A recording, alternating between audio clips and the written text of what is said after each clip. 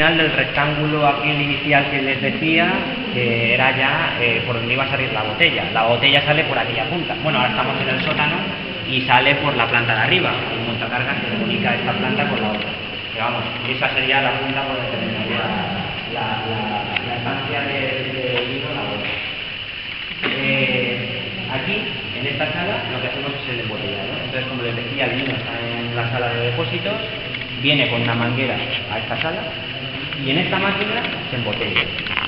En esta máquina se meten por un lado las botellas vacías y por otro lado los tapones y por otro lado le entra el vino. Y esta máquina lo que hace, por un lado, enjuaga la botella, el interior de la botella, la inertiza. Inertizarla es sacarla el aire. ¿Por qué la saca el aire? Bueno, sacarla al aire y meterle un gas inerte. ¿Por qué hace eso?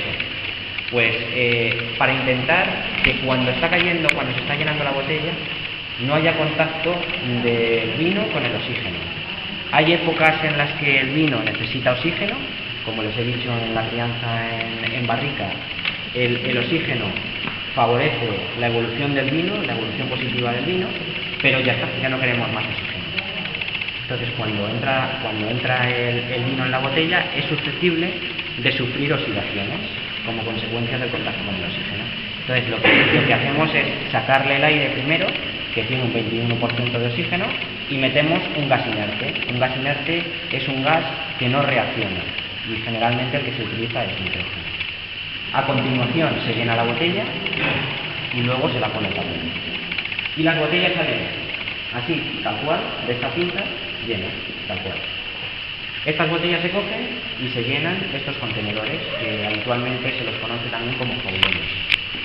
Y en estos contenedores es donde pasa el vino a hacer la crianza en botella. Ahora pasaremos por la sala. Cuando ha terminado la crianza en botella, el vino vuelve a esta sala, tal cual, se vuelve a poner en este sitio y pasa por estas dos máquinas.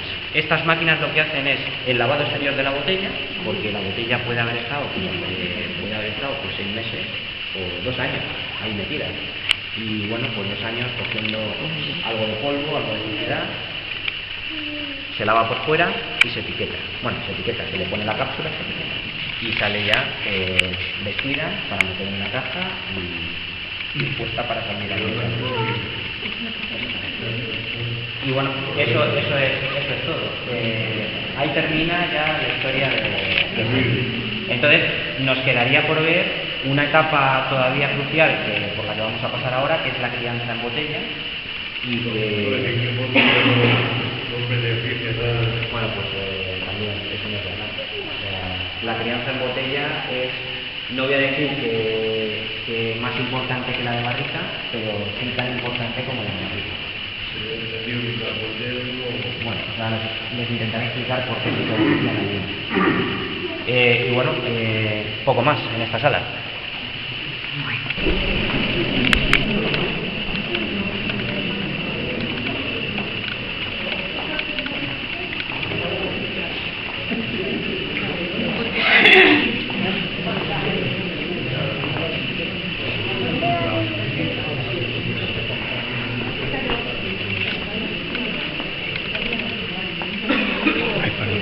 Ahora les explicaré por qué hay unas que están tumbadas y otras no, pero vamos, lo normal, lo que debería ser es que estuvieran tumbadas.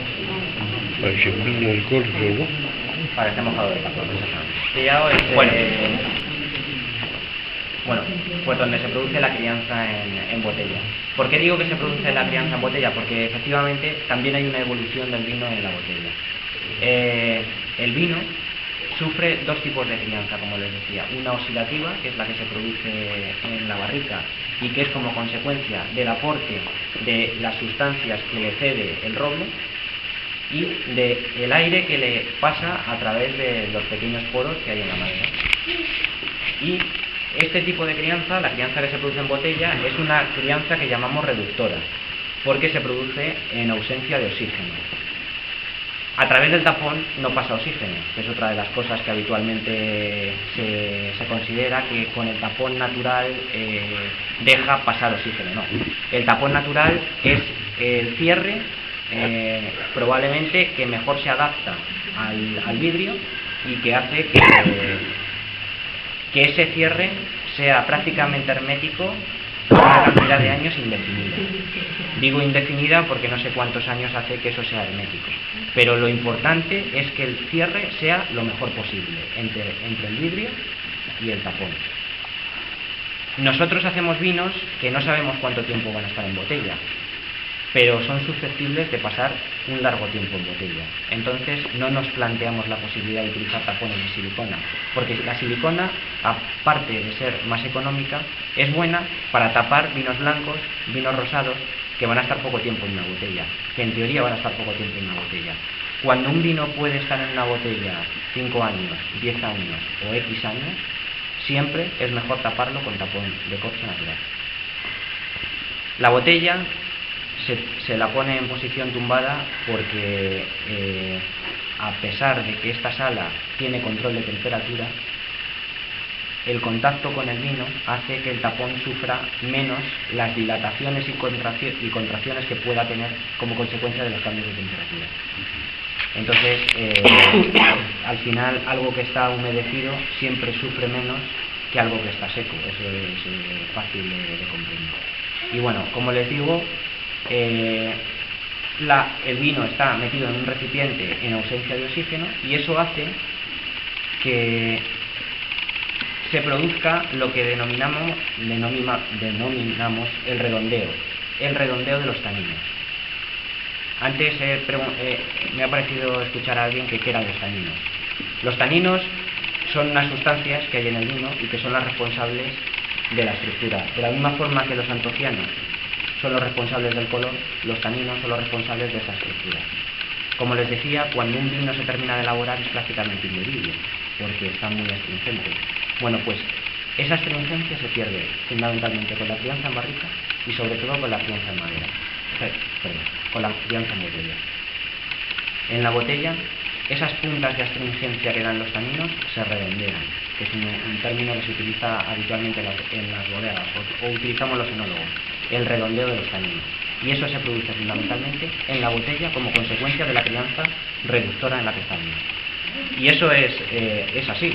O sea, los vinos necesitan un tiempo de crianza en botella, y en ese tiempo el vino evoluciona generalmente para bien. Generalmente para bien, y digo generalmente porque si el vino está conservado adecuadamente, la evolución siempre es positiva. Probablemente hayan visto que en algunas botellas, en la etiqueta, aparecen curvas de vida del vino. La curva de vida es que llega un momento, o que te dicen, no la curva, a lo mejor te dicen, este vino se puede consumir de aquí a 10 años. Vale, ¿qué pasa de aquí a 10 años? Pues que el vino va a ir mejorando como consecuencia de estar metido en la botella. Y dentro de 10 años va a alcanzar el máximo de esplendor. O dentro de 9 años va a alcanzar el máximo de esplendor y lo va a mantener un año. Y a partir de ese momento va a empezar a perder cualidades. Porque ya está evolucionando de forma negativa. Eso no quiere decir que el vino esté malo, sino que ya no está tan bueno como estaba cuando llegó a ese óptimo. Pero lo que sí que es cierto es que el vino evoluciona, y de forma positiva, en la botella, hasta que llega a ese máximo. Ese máximo no es una regla fija, depende de los vinos, y no solo en este caso de rasgo de Caraval, sino de cada una de las cosechas. Cada cosecha es diferente porque depende de una materia prima que viene del campo, y como consecuencia tiene impresas las condiciones climáticas de ese año, y al final todos los vinos, por mucho que se parezcan, terminan siendo más o menos distintos, y esas pequeñas diferencias hacen que hasta el tiempo que pueden aguantar en una botella, o que pueden tardar en alcanzar ese óptimo, sea diferente. ¿Vale? Y lo que hay es el redondeo de los taninos. Una mejora de la calidad gustativa del vino. El vino, cuando entra a botella, todavía sigue siendo astringente, y a medida que va pasando el tiempo va siendo más agradable. Hay de 8, de 16. Yo tenía entendido que no.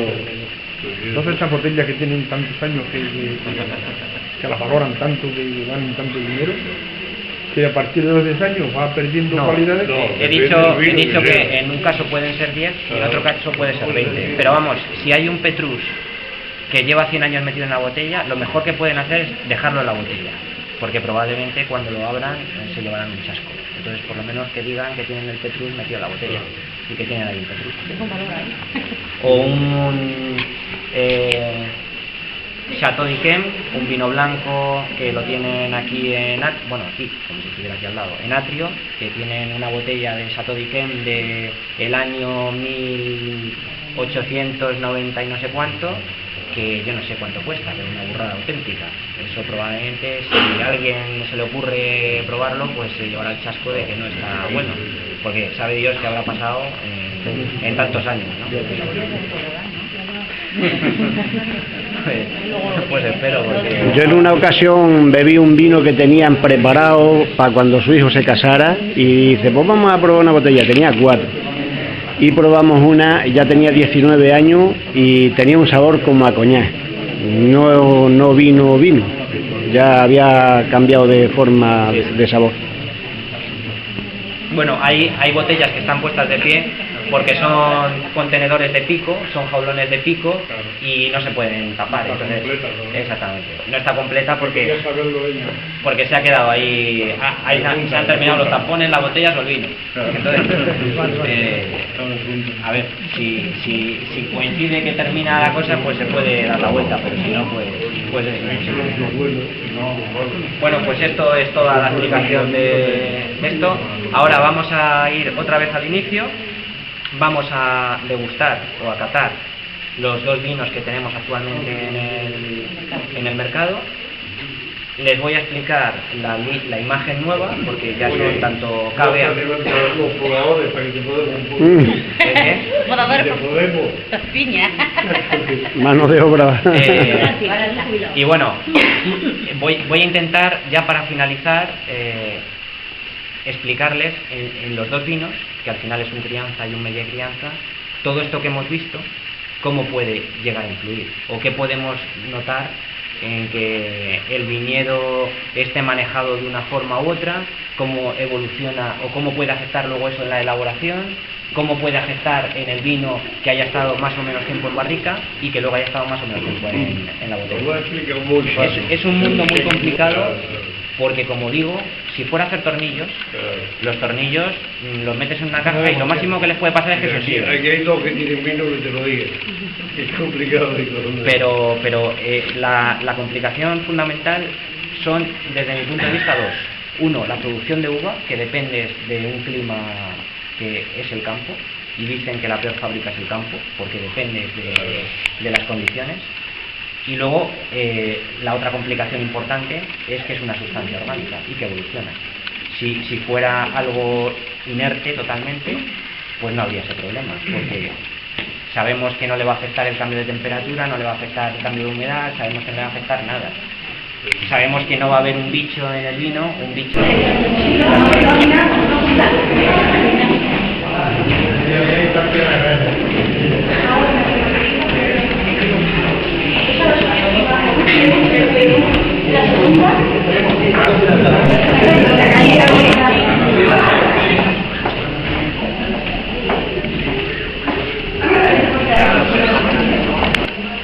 Y bueno, el fundamental motivo por el cambio de imagen es por intentar homogeneizar toda la imagen de todos los vinos, para que todos los vinos sean más fácilmente asimilables a la bodega, porque bueno, la gente demandaba un poco, no demandaba, como saben o como se pueden imaginar, hay una saturación muy grande de vinos en el mercado, y ya que tenemos 3, pues intentar que, bueno, 2,5, porque el tercero todavía no ha salido, pues que la imagen sea fácilmente asimilable entre los 3, ¿no? Además, hay una cosa que bueno, generalmente en Extremadura hay muchos recursos y mucho potencial, pero yo no soy extremeño, pero he visto, entre lo que me han contado y lo que he visto, que está muy mal aprovechado, ¿no? Es más, no solo mal aprovechado, sino que el propio extremeño yo creo que que no se da cuenta de lo que realmente tiene y que deja que otras comunidades o otras personas se lleven la materia prima de aquí para que luego lo pongan en otra... hablo por ejemplo del tomate. Y que va a ser lo lleva todo el vino aquí de la mano. Claro, exactamente. Entonces, que yo creo que Extremadura es una región que tiene mucha capacidad para hacer cosas muy buenas, ¿no? Y bueno, todo el mundo parece que huye de la palabra Extremadura y da miedo. De hecho, denominación de origen Ribera Guadiana. Hasta los mismos extremeños ven Ribera Guadiana y dicen, madre mía, dame otro. Porque este no... Bueno, pues el cambio de imagen se fundamenta también en la apuesta de la familia Balmús por Extremadura. Desde el principio se apostó por Extremadura porque el vino fuera la denominación de origen Ribera Guadiana, y ahora el cambio de imagen es fundamentalmente buscando tres cosas importantes que tiene Extremadura, o tres potenciales muy importantes. Uno es los recursos naturales, que estarían un poco reflejados en rasgo, en la imagen de rasgo, que a su vez pues lleva fundamentalmente el color verde de la bandera de Extremadura. Cavea, antiguo Caraval, porque ahora en todos el nombre es Caraval y se pone el apellido de rasgo, o Cavea en este caso. Cavea es una palabra latina, de origen latino, que significa graderío, y la imagen ha cambiado de la constelación que teníamos antes y que no estaba muy claro cuál era su origen, a la planta del anfiteatro de Mérida, y hace un poco referencia a los recursos culturales y arquitectónicos que tiene Extremadura, y tiene el color blanco de la bandera de Extremadura. Y quedaría ese tercer vino, que todavía no está muy claro su nombre, y que haría un poco referencia a otro recurso importante que tiene Extremadura, que es la gastronomía, y llevaría asociado el negro de la bandera de Extremadura, de forma que los tres vinos, cuando se les pusiera así, pues formarían la bandera de Extremadura. Y entonces, bueno, hoy por hoy el objetivo fundamental, ya que la economía española está un poco chunga, pues es la exportación, y la idea es ir con el nombre de Extremadura por delante. Intentar potenciar de alguna forma, en la medida de lo que podamos, pues Extremadura. Y ir sin miedo diciendo pues que somos extremeños y que lo hacemos bien.